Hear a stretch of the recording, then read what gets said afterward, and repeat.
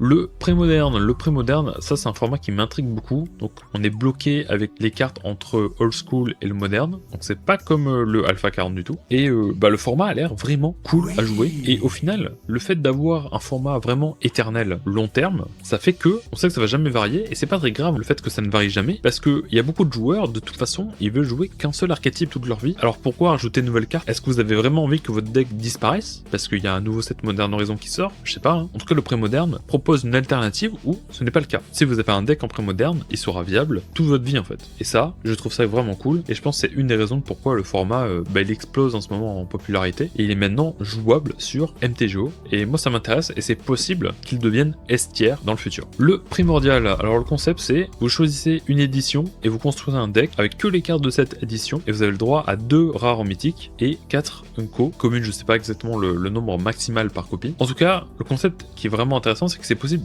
de s'affronter entre éditions. C'est toutes les cartes de Magic, sauf que si vous sélectionnez un set, vous ne pouvez jouer qu'avec les cartes de ce set-là dans votre deck, mais vous jouez contre des cartes d'autres sets. Donc par exemple, Alpha contre Mirodin, Mirodin contre Innistrad, contre Alara, vous comprenez quoi. Donc pour moi, conceptuellement, ce format est vachement intéressant.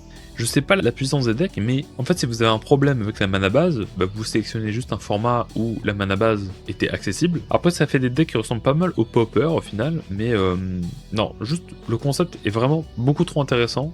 Et donc pour moi, le primordial, il se met à côté de l'Alpha 40, peut-être devant. Ça m'intéresse beaucoup, j'aimerais vraiment tester un peu le primordial et voir toutes les possibilités, parce que ça offre un nouveau champ de vision complet à Magic. Ensuite, on a le prismatique ou le 5 couleurs Magic. Donc vous jouez un deck entre 250 et 300 cartes, et vous devez avoir plein de cartes de toutes les couleurs.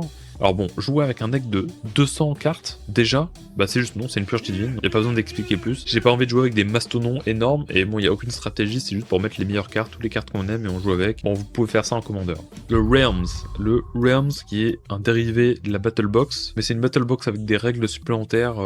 Franchement, c'est compliqué juste pour un payoff qui est nul. Pour moi, c'est une purge divine, j'ai vraiment pas envie de jouer en Realm. Le Reject Rare Draft ici, donc on joue avec toutes les rares qu'on n'a pas envie, qui sont dans votre collection mais qui servent à rien, qui valent rien. Pourquoi le faire, hein? Autant jeter les cartes ou les vendre ou en bulk, je ne sais pas, mais pour moi c'est soit purge divine, parce que, imaginez, hein, là, visualisez toutes vos rares dans vos bulks, vous avez vraiment envie de jouer avec? Vous avez vraiment envie de jouer avec ces cartes là? Vraiment? Moi non. Donc pour moi c'est purge divine, immédiatement j'ai jamais envie de le faire.